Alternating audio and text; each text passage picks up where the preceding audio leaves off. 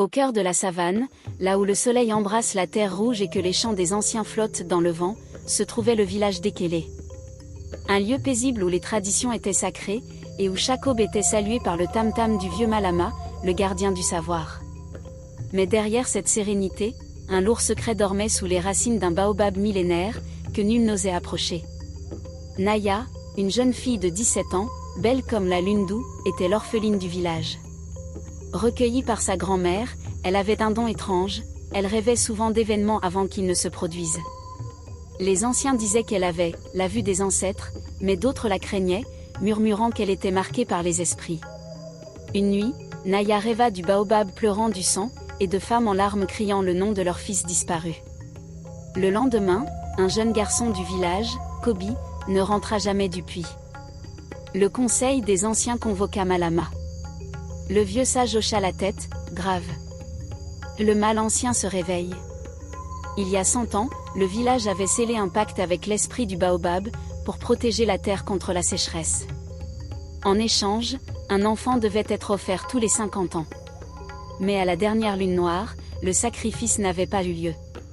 Le chef avait refusé, brisant l'accord ancestral. Le prix devait maintenant être payé. Dans la nuit, Naya entendit un tambour étrange venant du baobab. Poussée par une force invisible, elle s'y rendit. Là, elle vit une silhouette noire, haute et floue, danser lentement autour de l'arbre. « Et tu es l'élu » murmura la voix. « Le sang coulera jusqu'à ce que tu viennes. » Pendant ce temps, un étranger arriva au village. Il s'appelait Kohama, un jeune chasseur au regard triste. Ce que personne ne savait, c'est qu'il était le fils de l'ancien chef, banni pour avoir tenté de rompre les traditions. Naya et Kohama se croisèrent. Leurs regards se lièrent. Un amour interdit naissait. Les rêves de Naya devinrent plus intenses. Elle voyait le village brûler, les femmes fuir, et un enfant, qui lui ressemblait. « Tu dois entrer dans l'arbre » dit sa grand-mère, les larmes aux yeux. « Ton destin est lié à celui de notre peuple. » Avec l'aide de Kohama, Naya se rendit de nuit sous le baobab. Une ouverture se dessina sur l'écorce. En entrant, elle tomba dans un tunnel de lumière et de murmures. Elle se retrouva dans le monde des anciens, un espace suspendu entre les vivants et les morts. Là, elle vit ses parents, morts il y a des années. « Tu es né d'un amour brisé par le pacte » dit son père. « Tu es la clé. » Les ancêtres lui montrèrent la vérité, le pacte n'était pas un acte de protection, mais une malédiction lancée par un roi jaloux, qui voulait anéantir Ekele. Le baobab, autrefois arbre de vie, avait été souillé par le sang des innocents.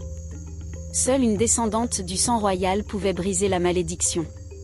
Et cette descendante, c'était Naya. De retour au village, des cris retentirent. Une tempête de sable s'abattit sur Ekele, et des ombres étranges surgirent des herbes hautes.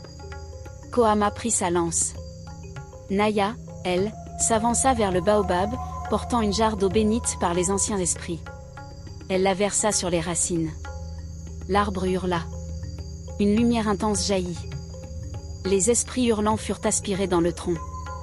Les habitants, prosternés, regardaient en silence. Le pacte était rompu. Mais un prix devait être payé, l'élu devait disparaître avec les esprits, pour que la paix revienne.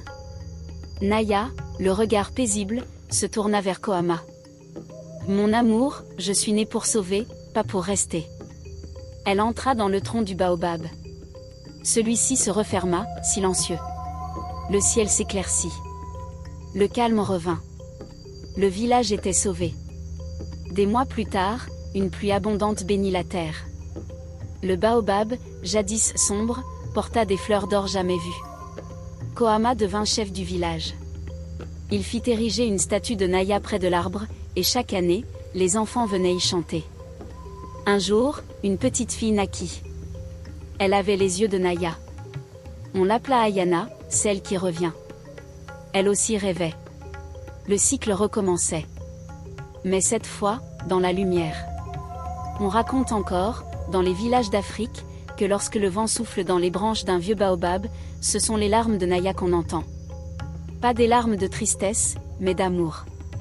Car un peuple sans mémoire est un peuple sans avenir. Et l'Afrique, elle, n'oublie jamais ses enfants.